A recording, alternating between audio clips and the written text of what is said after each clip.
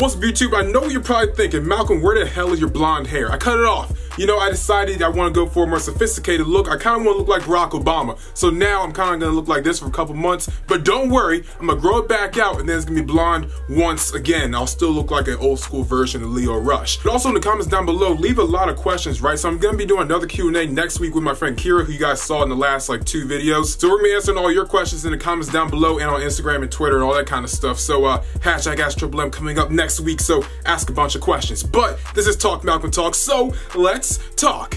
There are a lot of things that happened in pro wrestling this week, so I kind of want to go over everything that happened, and then I want to talk about some actual new stuff. So first, a lot of WrestleMania stuff's been going on. At WrestleMania, it's most likely going to be Daniel Bryan defending his title against Kevin Owens, which is not Kofi Kingston.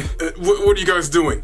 This is the one thing that we want, guys. Like, this is our version of Daniel Bryan in 2014. We need Kofi as WWE champion. Like, the fans want it, I want it, you want it. Everyone wants Kofi Kingston as WWE champion, right? Of course you do. So, can we just do whatever we did to get Daniel Bryan to the main event that time? Can we just do that again? Because I really need Kofi as WWE champion. Like, I love Kevin Owens, don't get me wrong, but like Kofi, that's the person I need. I'm gonna need that one instead. Also, there's rumors about who Asuka's gonna be defending her title against at WrestleMania, and apparently it's gonna be 1, 2, I'm marching for you. I've got your number. Yeah, I don't think you're ready. Lacey Evans and her husband have been dating since she was 14 years old, and they also have a daughter named Summer. The greatest professional wrestler, the greatest women's wrestler, the greatest overall greatest wrestler of all time, Lacey Evans will defeat Asuka at WrestleMania 35 to become the SmackDown Live Women's Champion. It's a must. 1, 2, I'm marching for you. I've got your number. Yeah, I don't think you're ready. Also, a crap ton of NXT superstars debuted on the main roster. I mean, Aleister Black, Ricochet, Johnny Gargano, Tommaso Ciampa. That's awesome, right? It's cool. The crowd sucked. They didn't care about them whatsoever. Why did you bring up all these new guys? Like, a couple months ago, didn't you just debut a crap ton of other people? Like, where's Lars Sullivan? Where's EC3? Why does he do anything? He doesn't even talk. Lacey Evans just walks down the ramp and walks back up in Heavy Machinery.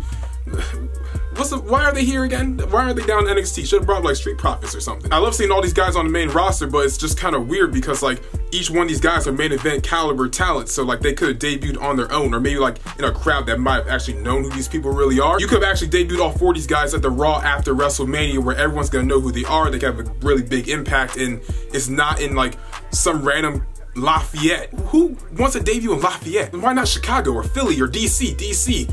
DC.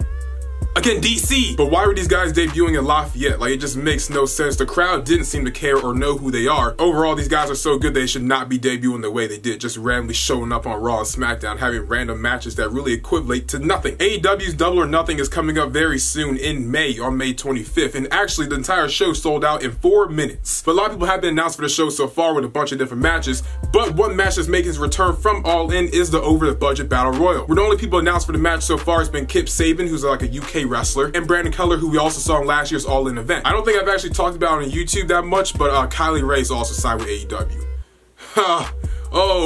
Oh, you know I'm happy. Oh boy. But again, the news is actually more relevant now today. So there's actually gonna be new tag team titles coming very soon to WWE for the male division. Of course, we saw Sasha and Bayley win the women's tag team titles at the Elimination Chamber, which was great. I'm glad they're the first champions. I don't think anyone else should be the first champion except for them. But the penny titles that the Usos and Revival have are eventually going to be changed, which I really hope this is not just a rumor. I hope it's a fact. Because it was reported by Heel by Nature that they will be changing these male tag team titles, and they really need to. Like, the pennies surrounded by red and blue leather, it looks dumb. The Revival did tease bringing back the really old school tag team titles that like the Hardys and the Dudley Boys used to wear back in the day, which would be cool, but like if you're just bringing back old titles, that kind of takes away from like the whole new age era. So if you guys just want to make new titles that just don't look like, you know, toys, good. But when the titles look important, the champions also feel more important. So this might actually help the tag team division as a whole. So WWE, please make new belts. Also, it was announced by WWE, and Vince McMahon has confirmed it on his Twitter, that Roman Reigns will be returning to Monday Night Raw. Now, obviously, that doesn't mean like in the ring. He's just returning to give a health update. But because he's scheduled for Raw and also Good Morning America, there's a lot of rumors saying that this could actually be a retirement, which I really hope it isn't. The only real things you can really speculate out of this is either a retirement or maybe a return, but I think a return is kind of out of the picture right now because he just announced he had leukemia like back in October. So whatever the announcement is, I hope it's something that's gonna be very positive. Maybe he's doing better with his health, or maybe he's gonna be given a possible return date, but I really hope it's not a retirement because the guy's put in so much work in WWE so far. It'll be really sad to see him have to go out in this way. But he has been pretty busy. I mean, he is on the new spin-off of Fast and Furious with Hobbs and Shaw. Now he's The Rock's brother. But it's so cool to see him actually doing stuff outside of WWE. So just in case if he does have to retire, at least he has acting he can go to, so good for you, Roman. Keep doing what you're doing. On Monday, we also did learn about who's going to be in the WWE Hall of Fame class, the first people to be inducted, which will be the entire group of DX. That being Triple H, Shawn Michaels, Billy Gunn, X-Pac, Road Dogg, and the ninth wonder of the world, Chyna. We've all been wanting to see Chyna go in the Hall of Fame for a couple years now, so I was happy to see her finally go in. It would be really cool to see her go in by herself because she does deserve like a single induction, but if she can't, if maybe it's just DX, you know what? We're getting something. We're getting somewhere with it, okay? It's also funny to think that Triple H probably decided he would induct himself into the Hall of Fame, which is just hilarious to think about, that he chose himself. Like, yeah, I'm good enough. I'll just go in the Hall of Fame now. But with that, a lot of people thought that they were actually going to be the headliners of the event, which if you're talking about DX, they could headline the entire Hall of Fame if they want to. But they're not going to be the headliners or the only group to go into the Hall of Fame this year, because it is rumored by WrestleVotes that the Hart Foundation will also be inducted. Last year we did lose Jim Neidhart, so this would be a good way to put him into the Hall of Fame, as well as inducting Jimmy Hart and as well as Bret Hart for the second time. Now it would be kind of cool if you could get British Bulldog in there too, because like I really like British Bulldog and I think he really deserves it. But if we can't get him this year, maybe next year, hopefully. But there are other people that are still rumored to go in the Hall of Fame this year, with almost a guarantee that the Honky Tonk Man will be inducted this year, as well as a lot of speculation that Taz will be like the ECW guy, or like the non-WWE guy, or the guy who made his career somewhere else and then came to WWE will also be inducted this year. But that's one that's just a rumor. It's not confirmed, it's not guaranteed, but it is highly speculated. Speaking of Hall of Famers, so one of the Hall of Famers recently just got fired by the WWE, or let go, to sound, more politically correct. But that is former Four Horsemen member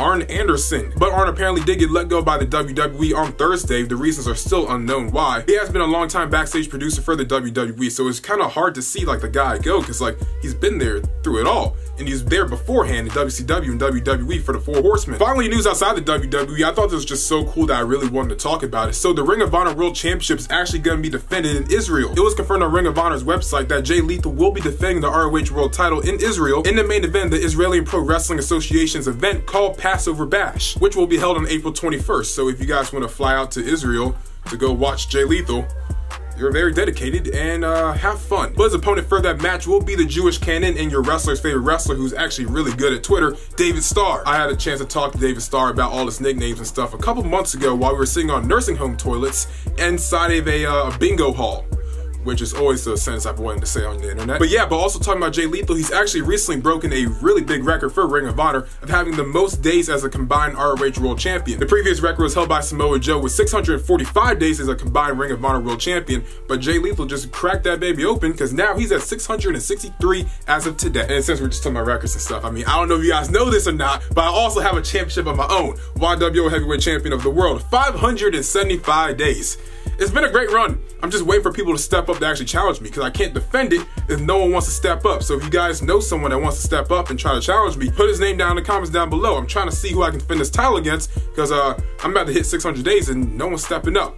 So I think y'all just scared, but we'll see. We'll see what happens. But yeah, guys, this video really enjoyed. In the comments down below, make sure to leave a bunch of questions for a Q&A coming up very soon. But make sure to like, comment, share, always subscribe, and we outie.